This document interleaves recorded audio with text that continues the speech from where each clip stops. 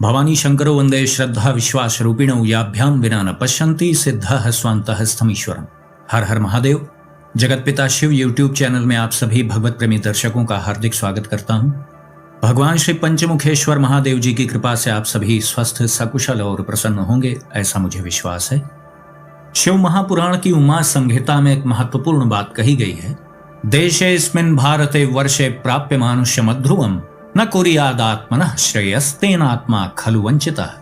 अर्थात इस भारत वर्ष में, देशेऽस्मिन् भारते वर्षे अभी श्लोक में आया, इस भारत वर्ष में अस्थिर मनुष्य जन्म को प्राप्त करके जिसने अपना कल्याण नहीं किया उसने मानो अपनी ही आत्मा को ठगा है। देखिए, बहुत ही महत्वपूर्ण श्लोक है ये। जो कल्याणकामी मनुष्य होगा, यह एक श्लोक उसे उत्साह से भर देगा। यहाँ पर क्या कहा जा रहा है कि इस परम दुर्लभ भारतवर्ष में, देखिए जैसे एक अपना घर होता है उसी प्रकार से यह पृथ्वी भी है।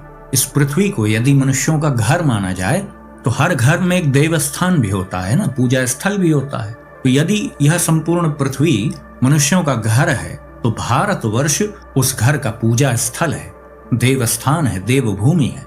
संपूर्ण धरती का देवस्थान कहीं है, सबसे महत्वपूर्ण स्थान तो वह भारतवर्ष है शास्त्रों के अनुसार। और कुछ यदि आप इतिहास पर भी दृष्टि डालें, जो वास्तविक इतिहास हैं, तोड़ मरोड़ करके जो प्रस्तुत किए गए हैं उनकी बात नहीं कर रहा हूं, तो आपको पता चलेगा कि वास्तव में भारतवर्ष ही इस संपूर्ण संसार की धुरी था। सबसे प्रासंगिक यदि कोई स्थान था तो वह भारतवर्ष था। व्यापार की दृष्टि से भी सर्वश्रेष्ठ था भारतवर्ष। और यहाँ सदैव जनसंख्या घनत्व प्राचीन काल से ही सर्वाधिक रहा है, क्योंकि यह सबसे महत्वपूर्ण स्थान है। सूक्ष्म जगत में जो आत्माएं हैं वो भी भारतवर्ष में ही जन्म लेने के लिए लालायित रहती हैं, प्रयासरत रहती हैं। चर्म चक्षुओं से आपको हो सकता है विशेष कोई प्रभाव न दिखाई देता हो, यह तो अनुभव करने का विषय है।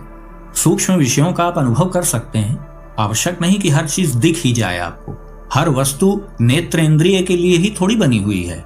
भोजन आपको दिखता है, लेकिन देखने मात्र से ही क्या काम हो जाता है क्या? देखने मात्र से भोजन का सुगंध भी प्राप्त नहीं होगा और न स्वाद प्राप्त होगा। उसके लिए तो रसेंद्रिय और घ्राणेंद्रिय का प्रयोग करना पड़ेगा। तो उसी प्रकार से हर वस्तु, हर प्रभाव आपको नेत्र से ही नहीं दिखाई दे जाएगा। बहुत सी बातें सूक्ष्म अनुभव की होती हैं। उस स्तर का आपका अंतःकरण होगा तो निश्चित रूप से आपको दिव्यता का अनुभव हो जाएगा। आपको पता चल जाएगा कि भारतवर्ष क्यों सबसे प्रमुख स्थान है इस धरती का। तो इस श्लोक में यह बताया जा रहा है कि भारतवर्ष में, अत्यंत दुर्लभ भारतवर्ष की भूमि में अस्थिर अर्थात क्षणभंगुर अभी है, अगले क्षण नहीं रहने वाला है, ऐसा मनुष्य जन्म प्राप्त करके जिसने अपने कल्याण की व्यवस्था नहीं की, कल्याण के मार्ग में प्रयत्न नहीं किया। ठीक है, सफलता नहीं पाई, कोई बात नहीं, प्रयासरत यदि नहीं हुआ तो उसने मानो अपनी ही आत्मा को ठग लिया। और सरल शब्दों में आप समझ लीजिए कि प्रभु ने कोई जिम्मेदारी दी, कोई दायित्व दिया, तो आपने व्यर्थ के कार्यों में अपने समय को नष्ट कर दिया, उस दायित्व को नहीं निभाया। तो बार बार फिर यह सुअवसर थोड़ी प्राप्त होता है कि भारतवर्ष जैसी पवित्र भूमि भी हो, जहां पर आज भी सूक्ष्म रूप में दैवीय शक्तियां विद्यमान हैं। मूल भाव यह है कि यह दुर्लभ संयोग बार बार प्राप्त नहीं होगा। यह पवित्र भूमि भी बार बार प्राप्त नहीं होगी, मनुष्य योनि भी बार बार प्राप्त नहीं होगी। अन्य किसी योनि में अपना आत्म कल्याण करने की योग्यता नहीं है। सिंह भी जंगल का राजा हो सकता है, लेकिन मुक्ति का अधिकारी वो भी नहीं है। मुक्ति का अधिकारी तो मनुष्य मात्र है।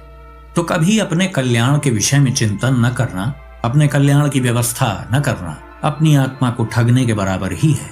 अर्थात अपनी आत्मा के साथ आपने दुर्व्यवहार किया। शास्त्रीय दृष्टिकोण से सबसे बड़ी हिंसा भी है ये। अपनी ही आत्मा की दुर्गति करना सर्वाधिक बड़ी हिंसा है, बाह्य जगत की हिंसा से भी बड़ी। तो इसलिए सदैव हम इस प्रयास में रहें कि कम से कम हम जहां हैं वहीं रहें, उससे नीचे के स्तर पे तो ना जाएं।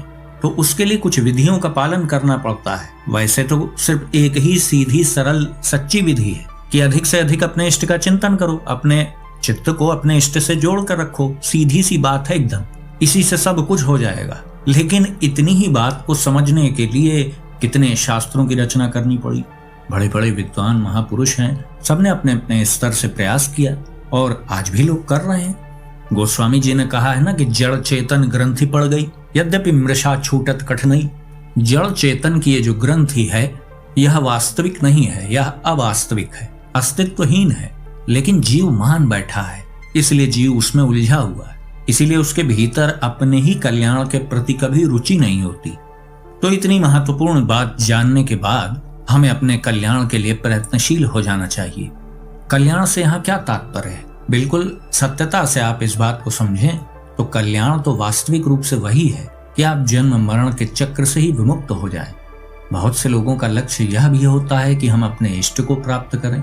जैसा भी जिसका उद्देश्य है, सारूप्य सामीप्य सायुज्य, जिस भी प्रकार की मुक्ति का वो आकांक्षी है, वह सभी परम श्रेय के कारक हैं।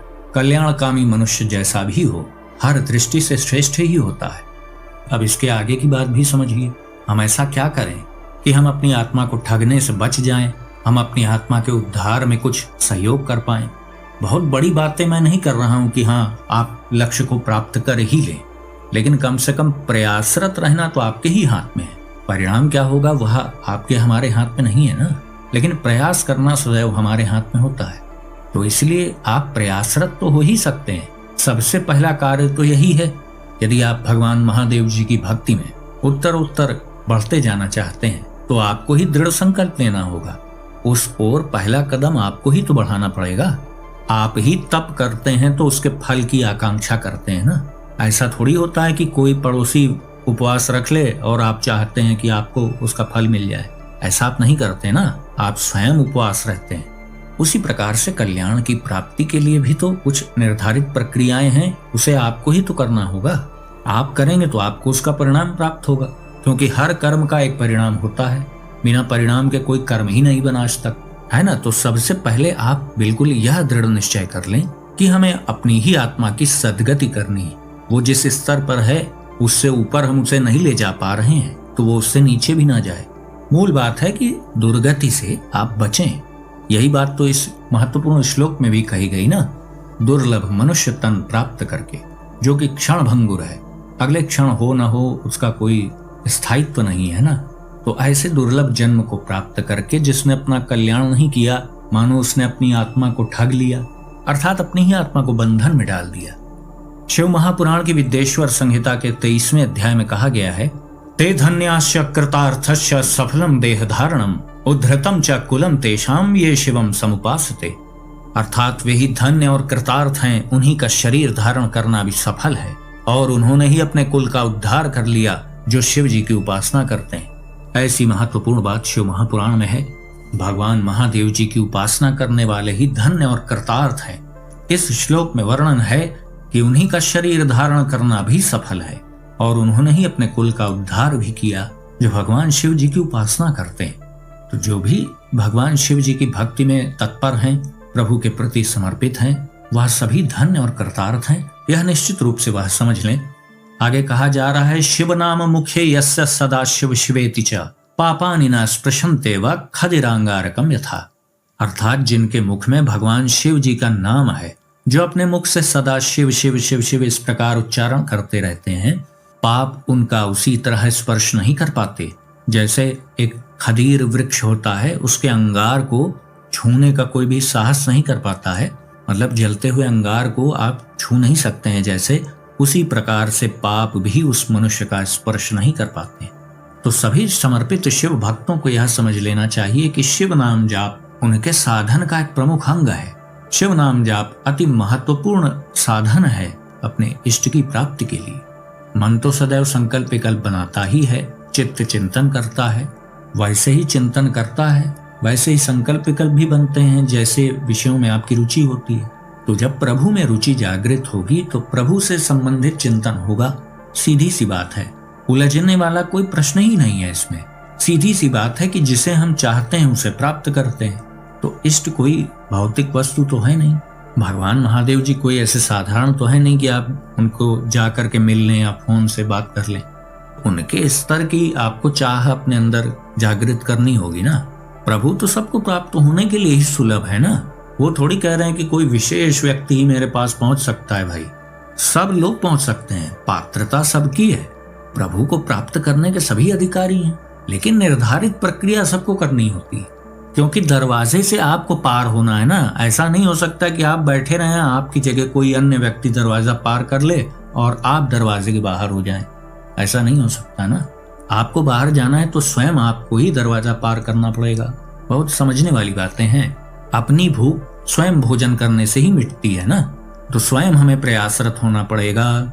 ऐसा नहीं है कि कोई ग्रह खराब है, अब कोई जप करा लिया जाए, कोई पंडित जी से अनुष्ठान करा लिया जाए, वो सब ठीक है, अपनी जगह है वो, लेकिन आपको स्वयं भी प्रवृत्त होना पड़ेगा। आप जो चाहते हैं वह नाम जाप से आप प्राप्त कर सकते हैं। जब नाम जाप से प्रभु प्राप्त हो जाते हैं तो भौतिक वस्तुओं का क्या आप मोल समझ रहे हैं। नाम जाप से आप अंतर्मुखी बनते हैं। नाम जाप करने वालों की स्मरण शक्ति अच्छी होती है। ठीक प्रकार से नाम जाप करने पर आपके ऑरा में बहुत बदलाव आता है, आभामंडल मजबूत होता है, संकल्प शक्ति बढ़ती है, तो फिर कार्य पूर्ण होने की संभावनाएं बढ़ जाती हैं। जो भी कार्य आप करते हैं वो सफल होते हैं। ये सब भौतिक जगत के लाभ मैं आपको बता रहा हूँ। बहुत से लोग ये प्रश्न करते रहते हैं कि नाम जाप से क्या हो सकता है, क्या हो सकता है। बहुत चीजें हो सकती हैं। नाम जाप यदि मन में चिंतन आपके चल रहा है, बाहर आप किसी भी स्थान में जा रहे हैं, तो बहुत प्रकार की सूक्ष्म जगत की जो नकारात्मक शक्तियां हैं उनके प्रभाव से भी आप सुरक्षित रहते हैं। नाम जाप करने से संबंधित देवी देवता के जो गण हैं, गणिकाएं हैं, वह बहुत शीघ्रता से आकर्षित होती हैं। तो उस कारण से आपके भौतिक जीवन में जो आ रही बाधाएं हैं, अड़चने हैं, वह दूर होती हैं। आत्मविश्वास में वृद्धि होती है, वाक शक्ति जागृत होती है, वाणी का प्रभाव भी उत्पन्न होता है नाम जाप करने से। सबसे महत्वपूर्ण बात तो मैं ये मानता हूँ कि संकल्प शक्ति बढ़ती है, मनोकामनाएं आदि पूर्ण होती हैं। ये सब तो भौतिक जगत की महत्व की बात है।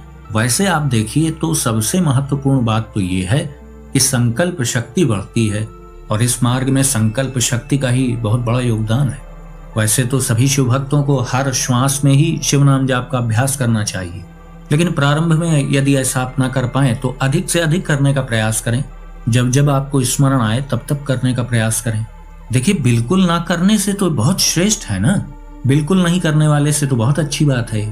फिर धीरे धीरे जो इतना करेगा तो वो ही आगे भी बढ़ पाएगा ना। जो बिल्कुल कभी नहीं करेगा तो वो शून्य पे ही बैठा रहेगा। नाम जाप के प्रभाव से कभी कभी ऐसा भी होता है, जो आपके संचित नकारात्मक कर्म हैं, उनसे जो आपका प्रारब्ध बना है, जो इस जन्म में आपको आगे प्राप्त होना है, वो नाम जाप के प्रभाव से बहुत शीघ्रता से ही आपको प्राप्त हो जाए। क्योंकि नाम जाप से जो हमारे नकारात्मक प्रारब्ध आने वाले हैं वो संकुचित हो जाते हैं, और जो बहुत वर्षों के बाद हमें प्राप्त होने थे वो शीघ्रता से प्राप्त हो जाते हैं। क्योंकि नाम जाप उन्हें खींच के ला करके नष्ट कर रहा है ना।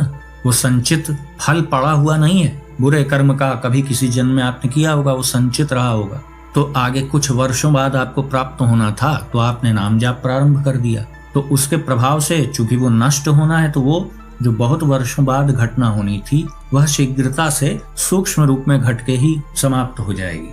इसीलिए कभी कभी कुछ लोगों को नाम जाप प्रारंभ करते समय कुछ प्रतिकूल परिस्थितियों का सामना करना पड़ता है, लेकिन ठीक है, वह भी अच्छा ही लक्षण है। शीघ्रता से पाप रहित होने का यह प्रमाण है। लेकिन ये बात सत्य है कि प्रारब्ध कैसा भी हो वह आपके समक्ष आता अवश्य है, क्योंकि वह भी विधि का विधान है, वह प्रभु का ही बनाया नियम है ना। कर्म फल का फिर विधान किस मतलब का रह जाएगा।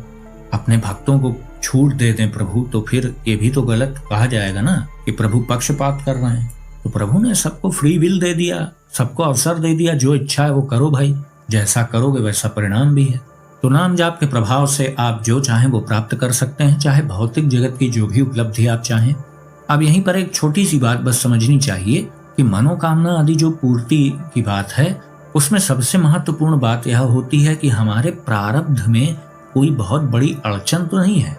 इन्हीं सब का ज्ञान जन्म कुंडली आदि देख करके किया जाता है, क्योंकि जन्म कुंडली में ग्रहों के द्वारा हमारे ही भविष्य में आने वाले प्रारब्ध का वर्णन होता है। क्या प्रारब्ध फल हमें प्राप्त होगा, जन्म कुंडली में यही वर्णन होता है। तो कभी कभी कुछ ऐसी अड़चनें होती हैं। अब जैसे कोई विदेश यात्रा करना चाहता है और उसके प्रारब्ध में ऐसा संयोग नहीं बना है, तो वो प्रयास कितना भी कर ले लेकिन सफलता नहीं प्राप्त हो पाएगी उसे। एक उदाहरण मैं दे रहा हूँ, किसी भी विषय में आप इसका उदाहरण आप समझ सकते हैं। सबकी ही मनोकामनाएं पूर्ण नहीं होती है। छोटे मोटे यदि कोई अवरोध होते हैं तो वो हमारी साधना से, नाम जाप के प्रभाव से, अनुष्ठान आदि के प्रभाव से वो बाधाएं नष्ट हो जाती हैं, मनोकामना पूर्ति हो जाती है। लेकिन बड़े अवरोध हैं तो फिर मनोकामना पूर्ति नहीं होती है। उसमें आपको यही विचार रखना चाहिए कि प्रभु की ऐसी ही इच्छा है, प्रभु की इच्छा में आप प्रसन्न रहेंगे तो आप प्रसन्न रह सकते हैं। प्रभु की इच्छा में यदि आप प्रसन्न नहीं रहेंगे तो फिर प्रसन्न रहने का कोई कारण भी नहीं बचेगा आपके पास। हर परिस्थिति में भक्त को अपने इष्ट के प्रति कृतज्ञ होना चाहिए। कृतज्ञता तो धूर्त लोगों की पहचान है। श्रेष्ठ भक्त सदैव अपने इष्ट के प्रति कृतज्ञ होता है। इष्ट के द्वारा उसे जो भी प्राप्त होता है वह उसे शिरोधार्य करता है। इसीलिए जो श्रेष्ठ भक्त हैं, जो मनसा वाचा कर्मणा प्रभु के प्रति समर्पित हैं, तो वो कभी भौतिक जगत की इच्छाएं ही प्रभु के समक्ष नहीं रखते भी हैं तो उन्हें बाध्य नहीं करते कि प्रभु ऐसा आपको करना ही है। उन्होंने अपनी विनती उनके सामने रख दी, फिर उनसे ये भी कह दिया कि जैसी आपकी इच्छा होगी प्रभु। मनोकामना पूर्ति आदि के संबंध में जो अनुष्ठान आदि हम करते हैं, यदि उसमें हमारी मनोकामना पूर्ति नहीं हुई तो संभावना होती है कि हमारे भीतर श्रद्धा हो जाए। तो इसलिए श्रेष्ठ भक्त जो होते हैं वह प्रभु से कोई आकांक्षा नहीं रखते, वो केवल प्रभु को प्राप्त करना चाहते हैं। आगे शिव महापुराण के इसी अध्याय में कहा गया है, श्री शिवाय नमस्तुभ्यं मुखम व्याहरते यदा तन्मुखम पावनम तीर्थम सर्व पाप विनाशनम। अर्थात हे शिव, आपको नमस्कार है। जिस मुख से ऐसा उच्चारण होता है वह मुख समस्त पापों का विनाश करने वाला पावन तीर्थ बन जाता है। जो मनुष्य प्रसन्नता पूर्वक उस मुख का दर्शन करता है उसे निश्चय ही तीर्थ सेवन जनित फल प्राप्त होता है। आगे कहा गया, पाप मूलानि दुखानि विविधान्यपि शौनक शिवनामैक नश्यानि नान्य नश्यानि सर्वथा। अर्थात पाप मूलक जो नाना प्रकार के दुख हैं वे एकमात्र शिव नाम से ही नष्ट होने वाले हैं। दूसरे साधनों से संपूर्ण यत्न करने पर भी पूर्णतया नष्ट नहीं होते। सब वैदिकः सब पुण्यात्मा सद्धन्यः सब बुधो मतः शिव नाम जपा सक्तो यो नित्यं भुवि मानवः। अर्थात जो मनुष्य इस भूतल पर सदा भगवान शिव जी के नामों के जप में ही लगा हुआ है वह वेदों का ज्ञाता है, वही पुण्यात्मा है, वह धन्यवाद का पात्र है तथा वही विद्वान माना गया है। भवन्ति विविधा धर्मास्तेषां सद्यः फलोन्मुखाः येषां भवति विश्वासः शिव नाम जपे मुने। अर्थात जिनका शिव नाम जप में विश्वास है उनके द्वारा आचरित नाना प्रकार के धर्म तत्काल फल देने के लिए उत्सुक हो जाते हैं। मतलब आप समझें कि विभिन्न प्रकार के संयोग ऐसे बनने लगते हैं जिससे आपके कार्य सफल होने लगते हैं, शुभ लक्षणों के दर्शन होते हैं। पातकानि विनश्यन्ति यावन्ति शिव नामतः भवितावन्ति पापानि क्रियन्ते न नरैर्मुने। अर्थात भगवान शिव के नाम से जितने पाप नष्ट होते हैं उतने पाप मनुष्य इस भूतल पर कर ही नहीं सकता है। तो वीडियो के प्रारंभ में शिव महापुराण की उमा संहिता का जो श्लोक मैंने बताया था, तेषेऽस्मिन् भारते वर्षे प्राप्य मानुष्य मध्रुवम न कुर्यादात्मनः श्रेयस्तेनात्मा खलु वंचितः। तो उसमें जो कल्याण की बात कही गई है, इस अस्थिर मनुष्य जन्म को प्राप्त करके जिसने अपने कल्याण का प्रयत्न नहीं किया वह अपनी आत्मा को ठगने का कार्य करता है। तो अपने कल्याण के लिए शिव नाम जाप से अद्भुत साधन क्या हो सकता है। इसीलिए अधिक से अधिक शिव नाम जाप का अभ्यास करें। चलते फिरते उठते बैठते किसी भी परिस्थिति में आप नाम जाप कर सकते हैं। प्रभु का जो भी नाम आपको प्रिय हो, जिस नाम में आपका सर्वाधिक मन लगता हो, उसी का आपको जाप करना चाहिए। नाम जाप करने से संकल्प शक्ति दृढ़ होती है, स्मरण शक्ति बढ़ती है, इष्ट की कृपा तो प्राप्त होती ही है, संचित पाप कर्मों का भी विनाश होता है। बस बात इतनी है कि आपका मन लग जाए, क्योंकि प्रारंभ में मन लगाना पड़ता है। जब लग जाएगा तो फिर आपको थोड़ी लगाना पड़ेगा, प्रारंभ में लगाना पड़ता है। प्रयास पूर्वक अभ्यास के द्वारा सबसे श्रेष्ठ जाप की विधि है कि कोई जान ही ना पाए, न जिह्वा हिले, न होठ हिले, न कोई गुनगुनाहट की आवाज बाहर आए। धीरे धीरे ऐसी योग्यता आ जाएगी कि आप किसी से बात भी करते रहेंगे और जाप भी चलता रहेगा।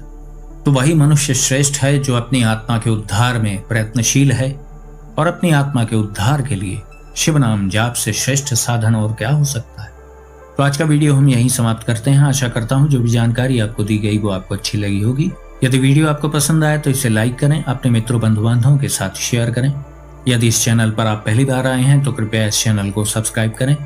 तो भगवान श्री पातालेश्वर महादेव जी से मैं ऐसी प्रार्थना करता हूँ कि वो आप सभी को सदा सुखी, स्वस्थ और ऊर्जावान बनाए रखें। मिलते हैं अगले वीडियो में एक नई जानकारी के साथ। तब तक के लिए आप सभी भगवत प्रेमी भक्तों को हर हर महादेव।